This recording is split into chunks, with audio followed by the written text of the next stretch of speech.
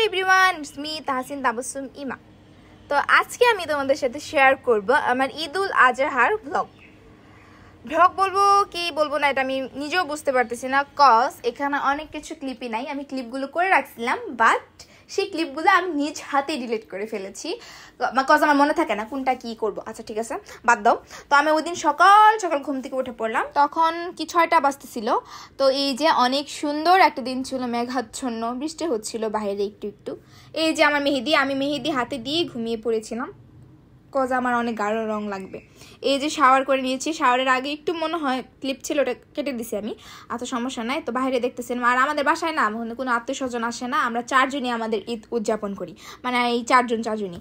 So খুব বেশি boring হচ্ছিলাম, কজ তোমরা তো জানো যে কুরবানি ঈদে কিন্তু অনেকেই থাকে না, অনেকে বাড়িতে চলে যায়, বাট না, আমাদের বাসায় থাকতে হয়, কজ আমাদের বাসাকে পাহারা দিতে হয়। তারপরে হচ্ছে আমি শাওয়ার করার পর যে আমার চুলগুলো হচ্ছে হেয়ার ড্রায়ারে শুকিয়ে নিচ্ছি।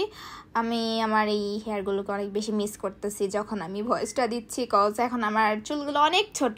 কি করবো বলো, আমার যে পরিমাণ হেয়ারফল হয়, তো হেয়ারফল হওয়ার জন্য কষ্টে চুল কেটে ফেলছি।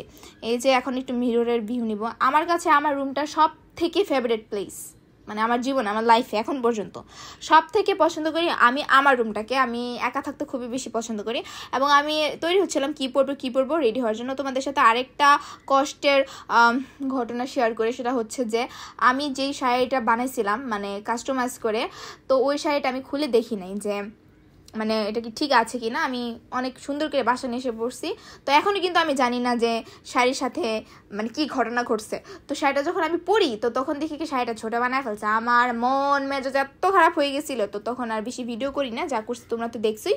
আর এই যে ঘুমিয়ে পড়লাম। মানুষ তো এই যে খাবারের একটু ক্লিপ টিপ রাখে, এগুলোও আমি রাখি নাই।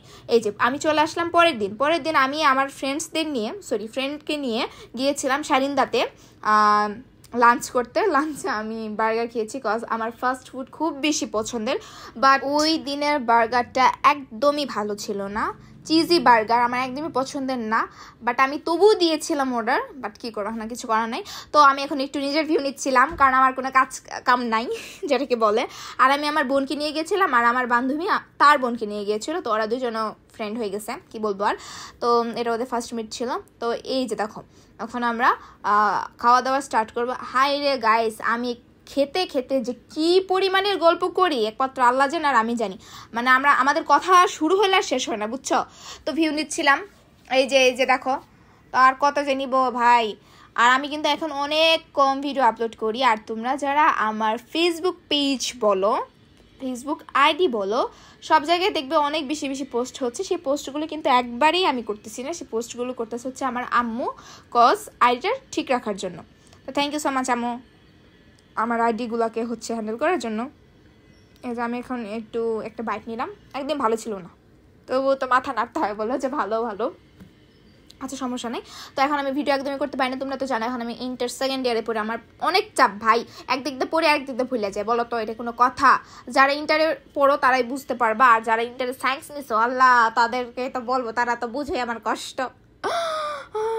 কেন যে আমি সায়েন্স নিয়েছিলাম আল্লাহ জানে, থাক, আল্লাহ যা করে ভালোর জন্য করে, সব কিছু আল্লাহর উপর ভরসা। আচ্ছা এখন আমি খাওয়া দাওয়া করতেছি, গল্প করতেছিলাম, তারপর আমরা প্ল্যান করতেছিলাম যে আমরা এখান থেকে কোথায় যাব। এখান থেকে আমরা গিয়েছিলাম হচ্ছে ঈদগাহ মাঠে।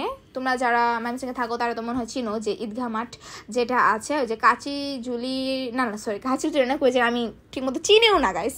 তো এই যে এটা প্ল্যান করতেছিলাম, বাট আমরা ওখানে গিয়েছিলাম, ওইখানে কোনো ভিউ আমাদের নাই, ফোনে নাই।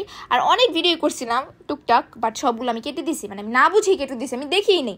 তো এই যে আমাদের ফাইনালি খাওয়া দাওয়া শেষ, তো এখন আমরা চলে যাবো। দেখো কত মানুষ, কি সুন্দর পরিবারের সাথে ঘুরতে আসছে, খুব ভালো লাগে দেখতে। আমি নিজের একটু ভিডিও করলাম, তো এই যে ভিডিওটা অনেক ভালো লাগছিলো, কেমন যেন অথেন্টিক টাইপের প্লেসটা, মানে সুন্দর, মানে আমার না এই যে ওল্ড টাইপের জিনিস অনেক ভালো লাগে। So thank you, love you all, by.